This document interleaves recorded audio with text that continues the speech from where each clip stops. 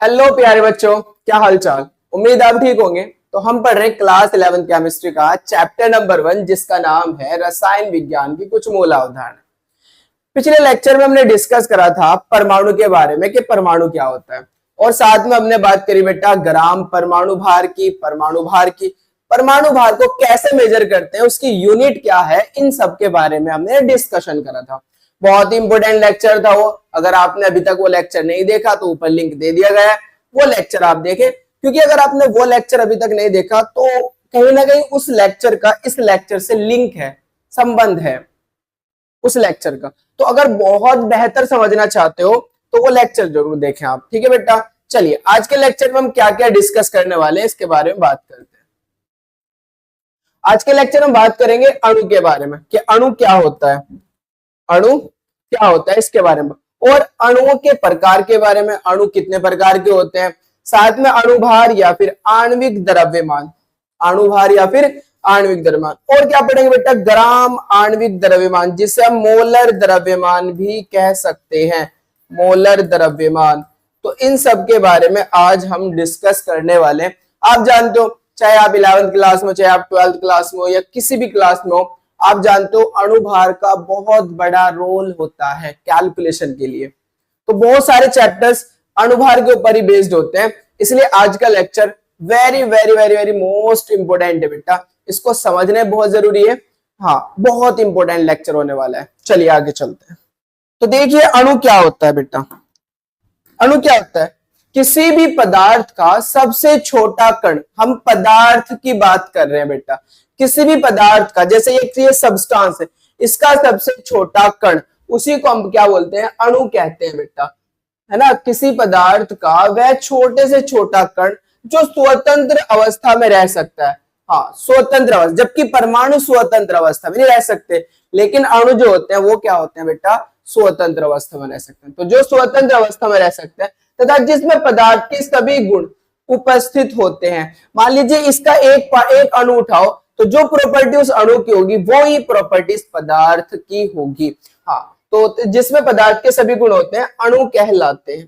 Clear बात? Check करो, अणु इंपॉर्टेंट बात यह है कि जो अणु होता है ना वो दो या दो से अधिक परमाणुओं से मिलकर बनते हैं। जो अणु होते हैं वो किन से मिलकर बनते हैं बेटा, दो या दो से अधिक परमाणुओं से मिलकर बनते हैं। तो ये लाइन बहुत इंपॉर्टेंट है, और ये बहुत इंपॉर्टेंट है कि जो अणु होते हैं वो स्वतंत्र अवस्था में रह सकते हैं, जबकि परमाणु स्वतंत्र अवस्था में नहीं रह सकते। उदाहरण के तौर पे देखो, H2 दो परमाणुओं से मिलकर बना हाइड्रोजन के, N2 भी दो नाइट्रोजन के परमाणु से मिलकर बना, ऑक्सीजन भी नाइट्रोजन के दो परमाणु से मिलकर बना। ओजोन O3 इसे बोलते हैं ओजोन बेटा, ये भी कितने परमाणु से मिलकर बना, ऑक्सीजन के 3 परमाणुओं से। H2O ये भी 3 परमाणु से मिलकर बना, जिसमें 2 हाइड्रोजन के, 1 ऑक्सीजन के। H2SO4 ये 7 एटम से मिलकर बना, जिसमें 2 तो हाइड्रोजन के, 1 सल्फर का और 4 ऑक्सीजन के। तो ये सब क्या है बेटा, ये सब अणु है, ये सब क्या है, अणु है। तो अणु क्या होते हैं, परमाणुओं से मिलकर बनते हैं। क्लियर है बात? बहुत अच्छा। अब बात करते हैं अणुओं के प्रकार की। अणुओं के प्रकार को निम्न दो प्रकार के होते हैं। जो अणु होते हैं उनको दो प्रकार से क्लासिफाई कर दिया। चलिए देखते हैं। एक को हमने कहा बेटा समपरमाणविक अणु, समपरमाणविक अणु यानी कि ऐसे अणु जिनमें समान एटम्स आपस में मिलकर अणु बनाते हो, समान एटम, तो समपरमाणविक अणु। इनको भी हमने परमाणुओं की संख्या के आधार पर क्लासिफाई कर दिया। तो चेक करते बेटा, ऐसे अणु जो एक ही तत्व के परमाणुओं से मिलकर बनते हैं, यानी कि एक जैसे तत्व के परमाणुओं से मिलकर बनते हैं, समपरमाणविक अणु कहलाते हैं।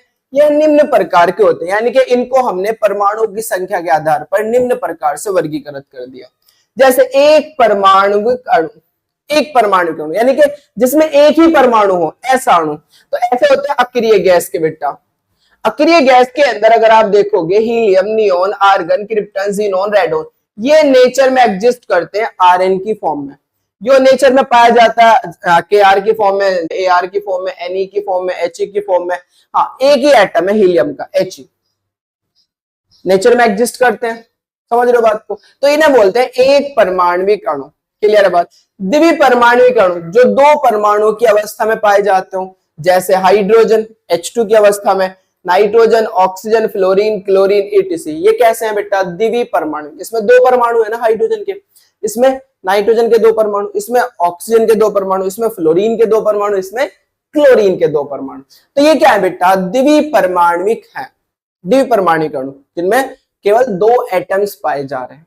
इसे अगर देखो बहुपरमाणविक अणु, बहुपरमाणविक अणु किन्हें बोलते हैं, जिनमें 2 से ज्यादा परमाणु उपस्थित होते हो, 2 से ज्यादा परमाणु उपस्थित होते हैं, उन्हें बोलते हैं द्विपरमाणविक अणु। जैसे O3 ओजोन 3 एटम है। अगर मैं कहूं तो इसे ट्राई मतलब त्रिपरमाणविक अणु बोल सकता हूं, त्रि मतलब 3, समझ लो। P4 दिख रहा है ना, S8 इसमें बहुत सारे एटम्स हैं, तो इन्हें बोलते हैं बहुपरमाणविक अणु। क्लियर है, बात समझ में आ रही होगी। आगे चलते हैं बेटा, विषम परमाणविक अणु। अब कौन है हमारे पास, विषम, ऐसे अणु जिनमें 2 भिन्न भिन्न तत्वों के परमाणु, 2 या 2 से अधिक भिन्न भिन्न तत्वों के परमाणु उपस्थित होते हैं, उन्हें बोलते हैं विषम परमाणविक अणु। तो देख लो, ऐसे अणु जिनमें भिन्न तत्वों के परमाणु उपस्थित होते हैं विषम परमाणविक अणु कहलाते हैं। जैसे H2O भाई, इसके अंदर H2O के अंदर 2 एटम तो हाइड्रोजन के हैं और 1 ऑक्सीजन का, तो भिन्न भिन्न है ना, अलग अलग है ना। NH3 1 नाइट्रोजन का और 3 हाइड्रोजन के। H2SO4 अभी बताया मैंने, 2 हाइड्रोजन के, 1 सल्फर के और 4 ऑक्सीजन के। CO2 1 कार्बन का और 2 ऑक्सीजन के। तो ये सारे कैसे अणु है बेटा, विषम परमाणविक अणु। क्लियर है बात, बहुत अच्छा। अब देखो अणुभार या आणविक द्रव्यमान, मोस्ट इंपोर्टेंट, अणुभार या फिर आणविक द्रव्यमान, मॉलिक्यूलर वेट और मॉलिक्यूलर मास। इसको समझो अभी अच्छे से। जैसे हमने परमाणु भार को डिस्कस करा था, जैसे हमने किसको डिस्कस करा था बेटा, परमाणु भार को, ऐसे ही हम डिस्कस करेंगे अणुभार या फिर आणविक द्रव्यमान। चेक करो, हमने वहां कहा था भाई अगर मेरे पास ये एक एटम है और इसका मुझे भार निकालना है, तो मैं इसकी तुलना करूंगा, कंपेयर करूंगा, यानी कि इसके परमाणु भार को एग्जैक्ट नहीं निकाल सकते, हम किसी के सापेक्ष निकाल सकते हैं, किसी को मानक मान के निकाल सकते हैं। और वहां हमने स्टैंडर्ड वैल्यू मानी थी 1/12 गुना कार्बन 12 के 1 परमाणु का भार, 1 परमाणु का भार माना था या नहीं माना था? हाँ, कार्बन 12 के 1 परमाणु को, कार्बन 12 के जो 1 परमाणु का, कार्बन 12 का जो 1 परमाणु, उसको 12 हिस्सों में कन्वर्ट करो, तो जो 1 परमाणु आएगा उसके कंपैरिजन में हम भार निकाल लेते किसी भी एटम का। मतलब समझो, ये कार्बन 12 का 1 परमाणु है सपोज दैट, तो इसको 12 टुकड़े करने हैं, एक टुकड़ा जो आएगा उसके कंपैरिजन में हम इस परमाणु का परमाणु भार निकाल लेते। सेम ऐसे ही अगर मैं इसको अणु मान लूं, तो हम निकालेंगे इस अणु का अणुभार इसके कंपैरिजन। तो मैंने कहा था भाई जिसका आपको परमाणु भार निकालना है या परमाणु भार निकालना है उसको ऊपर लिखो, जिसके सापेक्ष में निकाल ले उसको नीचे लिखो। तो मैं कह रहा हूं भाई पदार्थ का अणुभार या पदार्थ का आणविक द्रव्यमान बराबर होगा पदार्थ के 1 अणु का भार, पदार्थ के 1 अणु का भार, भार को या फिर द्रव्यमान को, बटे होगा किसके कंपैरिजन कर रहे हम, 1/12 गुना कार्बन 12 के 1 परमाणु का भार, इससे तुलना करें 1/12 गुना कार्बन 12 के 1 परमाणु का भार। तो किसी भी पदार्थ का हम क्या निकाल सकते हैं, हाँ, अणुभार निकाल सकते हैं।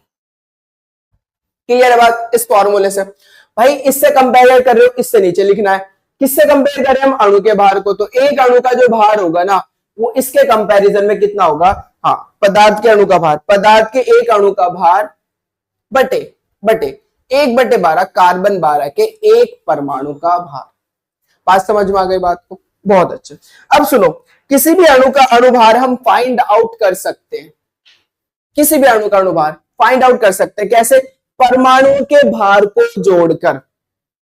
क्योंकि मैंने आपको बताया जो अणु होता है वो किससे मिलकर बनता है, परमाणुओं से मिलकर बनता है। तो किसी भी अणु का, किसी भी पदार्थ के अणु का भार हम कैसे फाइंड आउट कर लेंगे, उस परमाणुओं के भार को जोड़कर।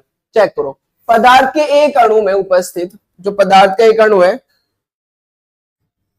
उसमें उपस्थित सभी तत्वों के परमाणु भारों को जोड़ने पर उस पदार्थ का अणुभार ज्ञात हो जाता है, पहली बात। दूसरी बात, मैंने आपको यहां पर, मैं फिर से बता रहा हूं, जब हमने परमाणु भार निकाला था, परमाणु भार, तो जैसे मान लीजिए नाइट्रोजन का परमाणु है, तो मैंने कहा था आपसे 3 बातें याद रखनी है। हो सकता है यहां पर 14 AMU यूनिट आए, 14 हो जाए और 14 ग्राम हो जाए, 3 बातें ये दिमाग में रखना है। सेम जैसे परमाणु के बारे में डिस्कस कर रहे हैं वैसे ही अणु के बारे में। अगर मैं बात करूं 14 AMU की, तो ये क्या बताता है हमें? ये बताता है नाइट्रोजन के एक परमाणु का भार, परमाणु का भार, नाइट्रोजन के बेटा एक परमाणु का भार, जिसे हम बोल रहे हैं, हाँ जिसे हम क्या बोल रहे हैं ना, सॉरी 14 AMU, नाइट्रोजन के एक परमाणु का भार। 14 क्या बताता है? जिसकी यूनिट नहीं है, जिसकी यूनिट नहीं है। ये क्या बता रहा है? ये बता रहा है हमें कि नाइट्रोजन के एक परमाणु का सापेक्ष द्रव्यमान, रिलेटिव एटॉमिक वेट, रिलेट कर रखा है हमने। और रिलेटिव एटॉमिक वेट की कोई यूनिट नहीं होती, मैंने पिछली बार भी आपको बताया था, प्रूफ भी करके दिखाया था बेटा। रिलेटिव एटॉमिक मास की कोई यूनिट नहीं होती है। तो मैं बोल सकता हूं नाइट्रोजन के एक परमाणु का सापेक्ष द्रव्यमान या सापेक्ष भार 14। ये क्या है? 14 ग्राम। ये क्या है? 14 ग्राम। मैंने आपसे कहा था 14 ग्राम होता है 6.023 गुना 10 की पावर 23। इतने नाइट्रोजन के परमाणु का भार, परमाणु का भार, एक परमाणु का भार नहीं है भाई ये 14 ग्राम, इतने परमाणु का भार है 14 ग्राम। तो ये यूनिट आपको बताओ। सेम खेल खिलेगा अब यहां पर अणु के अंदर, सेम खेल, बिल्कुल सेम। कर दो आप इसको, मैंने बस थोड़ा सा आपको बताया पिछले लेक्चर का, आप जाकर जरूर देखना पिछले लेक्चर बेटा, बहुत मजा आएगा उस लेक्चर के अंदर, सारा आपको डिटेल में समझा रखा है बहुत अच्छे से, ठीक है। और अगर वो लेक्चर समझ में आए तो आप लाइक करें, शेयर करें, कमेंट करें, ठीक है बेटा। चलिए यहां पर भी सेम बात होने वाली है। अगर मैं बात करूं अणु की, बात करें हम अणु की, तो मैंने कहा अणु की बात कर रहा हूं मैं, ऑक्सीजन अणु की। समझो बात को, किस अणु की बात कर रहा हूं? ऑक्सीजन की। यहां अगर देखो एक ऑक्सीजन के परमाणु का भार 16 होता है बेटा, 16, एक का भार 16, मुझे निकालना है दो का, तो 16 दूनी 32। तो मैं कह रहा हूं जब मैंने रिलेट करा इसे कार्बन 12 के एक परमाणु के भार की, कार्बन 12 के एक परमाणु के 1/12वें भाग से, 1/12वें भाग से, तो ये आया 32 AMU या फिर 32 ग्राम। तीन बात। ये क्या बता रहा है मुझे? ये बता रहा है, अभी मैंने बताया ना आपको, AMU क्या बताएगा मुझे? AMU क्या बताएगा? ये बता रहा है मुझे ऑक्सीजन के एक अणु का भार, O2 के एक अणु का भार 32 AMU, अणु का भार, एक अणु का भार बेटा 32 AMU, एक अणु का भार। 32 क्या बता रहा है? 32 क्या बता रहा है? 32 क्या बता रहा है? सापेक्ष अणुभार। क्लियर है? और सापेक्ष अणुभार की कोई यूनिट नहीं होगी। ये 32 ग्राम क्या बताएगा? 32 ग्राम बताएगा 6.023 गुना 10 की पावर 23। इतने अणु का भार, इतने अणु का भार किसके? ऑक्सीजन के, O2 के इतने अणु का भार, इतने अणु का भार।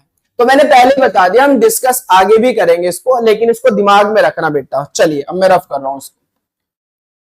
तो हम किसी भी अणु का अणुभार निकाल सकते हैं परमाणुओं के भार को जोड़कर। कुछ परमाणु के भार मैंने पिछले लेक्चर में आपको बताए थे, थोड़ा सा हम मैं यहां पे लिख देता हूं कुछ परमाणुओं के भार को। जैसे आपको बताना चाहिए हाइड्रोजन के एक परमाणु का भार, हाइड्रोजन के एक परमाणु का भार 1 होता है। जैसे आपको बताओ कार्बन के एक परमाणु का भार 12 होता है। जैसे आपको बताओ बेटा नाइट्रोजन के एक परमाणु का भार 14 होता है। आपको बताओ ऑक्सीजन के एक परमाणु का भार 16 होता है, ठीक है। और क्या बताओ बेटा आपको? जैसे आपको बताओ कैल्शियम कितना होता है? कैल्शियम का होता है 40, पोटेशियम का होता है 39, लिखवा रखा है मैंने, मैं तो आपको कुछ इंपोर्टेंट बता रहा हूं। सोडियम का होता है 23, क्लियर है बात बेटा। मैग्नीशियम का होता है 24, ठीक है। तो ये कुछ इंपोर्टेंट है जो आपको पता होना चाहिए परमाणु भार। चलिए तो परमाणु के भार को जोड़कर हम अणु का अणुभार निकाल सकते हैं। तो अब मैं बात कर रहा हूं NH3 का अणुभार की। किसकी? NH3 का अणुभार। तो चेक करो बेटा NH3 का अणुभार कैसे फाइंड आउट कर सकते हैं। NH3 का अणुभार कैसे निकालूंगा बेटा? परमाणुओं के भार को जोड़कर। NH3 के अंदर एक परमाणु है नाइट्रोजन का और 3 परमाणु हाइड्रोजन के। अब मुझे बताओ नाइट्रोजन के एक परमाणु का भार कितना होता है? 14। तो मैं परमाणु के भार को जोड़ूंगा भाई 14 प्लस फिर किसके भार को जोड़ूंगा, हाइड्रोजन। हाइड्रोजन के एक परमाणु का भार कितना होता है, एक, एक का एक होता है कितने, 3, तो 1 गुना 3, तो फाइनल कितना आएगा 14 प्लस 3 कितना आया 17। क्या लगा दूं, AMU या फिर U। AMU को हम U भी बोलते हैं, आपको बताया था मैंने, यूनाइटेड मास, एकीकृत द्रव्यमान हिंदी में कहूं तो, यूनाइटेड मास, यूनिफाइड मास, सॉरी यूनाइटेड का यूनिफाइड मास, क्लियर है। AMU एटॉमिक मास यूनिट, तो या तो AMU से डिनोट करोगे या फिर U से डिनोट करोगे, तो 17U। 17U क्या है, ये NH3 का अणुभार, मतलब NH3 के एक अणु का भार है, NH3 के एक अणु का भार है। और अगर मैं यूनिट ना लगाऊं तो मैं कहूंगा NH3 का सापेक्ष अणुभार है, अगर यूनिट ना लगाऊं क्या बोलूंगा फिर मैं, NH3 का सापेक्ष अणुभार। और अगर 17 ग्राम लिख दूं तो मैं कहूंगा NH3 के 6.023 गुना 10 की पावर 23 अणु का भार। बात समझ में आ रही होगी, बहुत अच्छा। चलिए बेटा अब मैं इसकी बात करता हूं, इसकी बात कर लेते हैं H2SO4 का अणुभार की, H2SO4 का अणुभार, तो चेक करते हैं H2SO4 का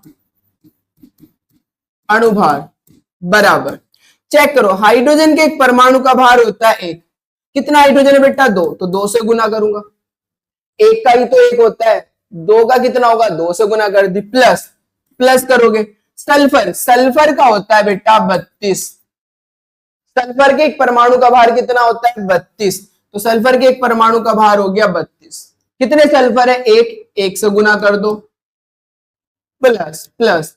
ऑक्सीजन का भार देखो, ऑक्सीजन का भार कितना है 16, कितना ऑक्सीजन है गुना 4 है ना, तो 4 से गुना कर दी।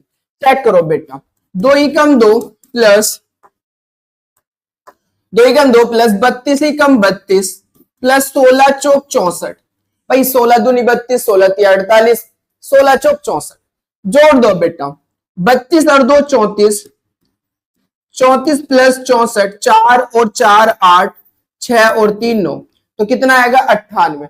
क्या लिखूं, AMU या फिर U, या फिर कोई यूनिट ना लिखो, कोई मात्रक ना लिखो, सिर्फ 98।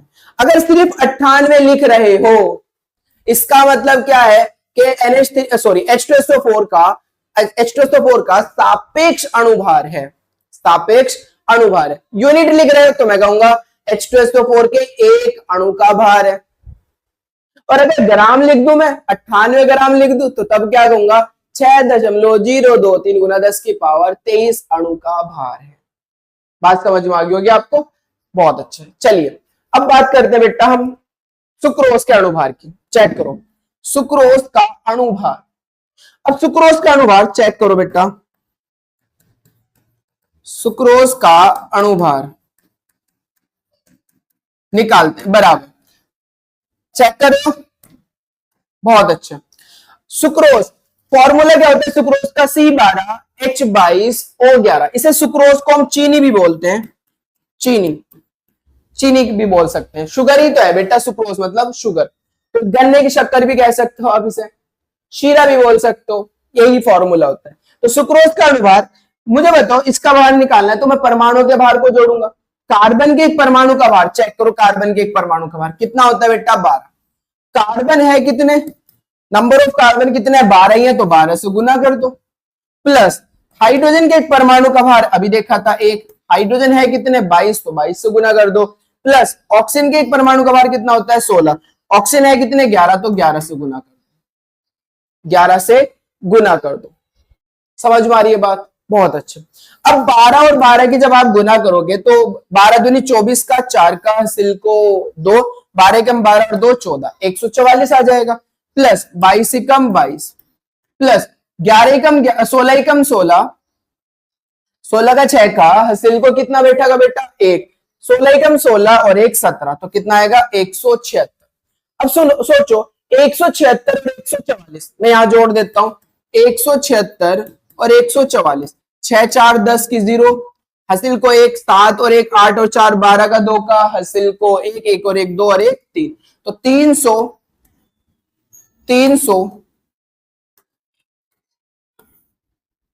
बेटा 20 प्लस 22, तो फाइनली कितना आएगा 342, फाइनली कितना आ जाएगा 342। अब मैं 342 अगर AMU लिखूं तो बात समझ में आ गई होगी आपको कि AMU का मतलब क्या है। या यू भी लिख सकते हो, या कोई मात्रक ना भी लिखो तो क्या होगा, और अगर मात्रक ग्राम लिख दे तो क्या होगा। तो सारी बात आपको क्लियर होनी चाहिए। क्लियर है। अब बात करते हैं ग्लूकोज के अणुभार की। ग्लूकोज का फॉर्मूला क्या होता है बेटा, C6H12O6 का अणुभार निकालते हैं। ग्लूकोज का अणुभार, ग्लूकोज का अणुभार बराबर होगा बेटा, चेक करो, C6 कार्बन के एक परमाणु का भार 12, कितने कार्बन है 6, तो 6 से गुना करूंगा, प्लस हाइड्रोजन के एक परमाणु का भार 1, कितना हाइड्रोजन है 12, तो 12 से गुना करूंगा, किससे भाई 12 से गुना कर देंगे हम, लो जी, प्लस ऑक्सीजन के एक परमाणु का भार कितना होता है बेटा 12 16, और कितना ऑक्सीजन है 6, 6 से गुना करें। समझ में आ रही है यहां तक बात, बहुत अच्छी। चेक करो 12 छिंग होता है 72, प्लस 12 एकम 12 होगा ना, प्लस 16 छिंग 96, 16 पंजे 80, 16 छिंग 96।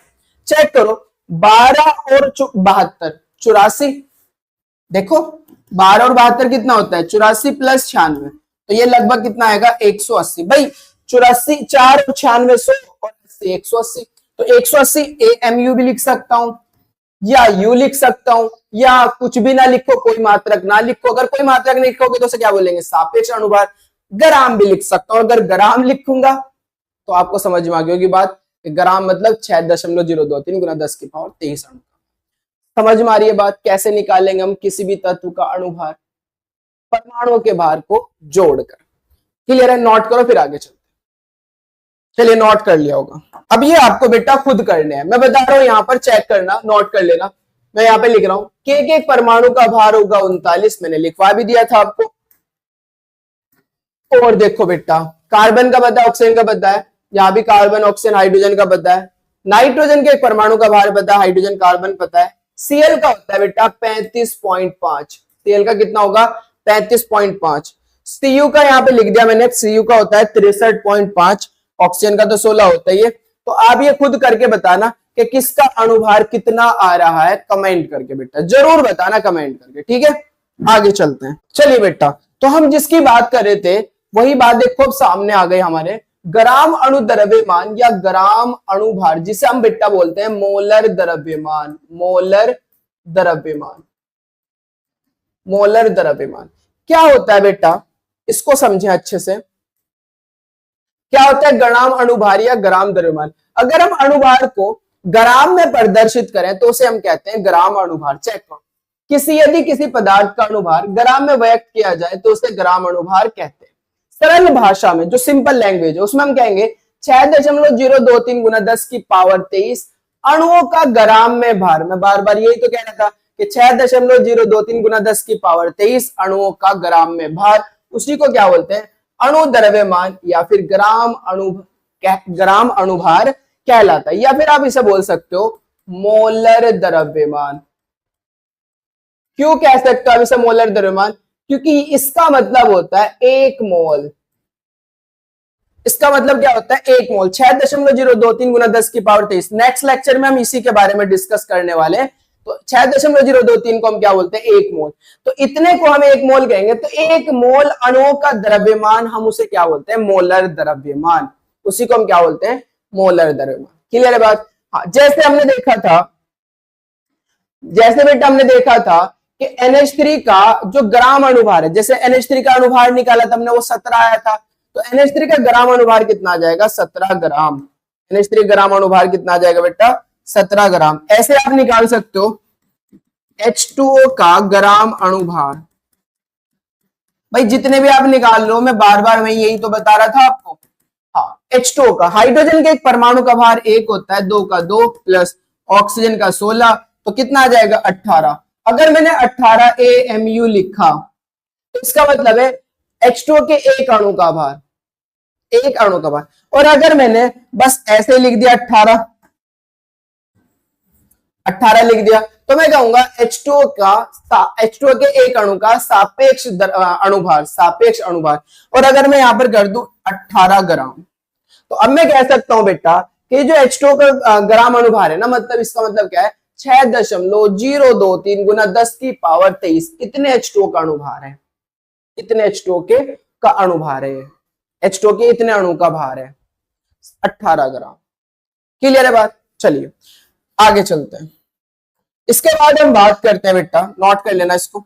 इसके बाद हम बात करते हैं सूत्रभार। सूत्रभार भी अणुभार जैसा ही होता है, सूत्रभार भी अणुभार जैसा ही होता है बेटा। डिफरेंस क्या है कि सूत्रभार में अगर मैं बात करूं NaCl की, तो NaCl में आयंस होते हैं Na+ और Cl-, तो आप इसे अणु ना कहकर सूत्र बोल सकते हैं NaCl। तो इसका जब हम भार निकालेंगे तो वही हम क्या निकालेंगे, सूत्रभार। तो चेक करो बेटा, आयनिक यौगिक जैसे NaCl आदि के अणुओं को अणुभार ना कहकर सूत्रभार कहते हैं।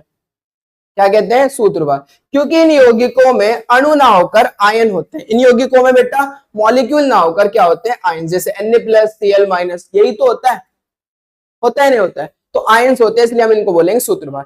जैसे NaCl का सूत्रभार, चेक करो NaCl का सूत्रभार, तो कैसे निकालूंगा, Na का परमाणु भार प्लस Cl का परमाणु भार, Na का परमाणु भार और Cl का परमाणु भार।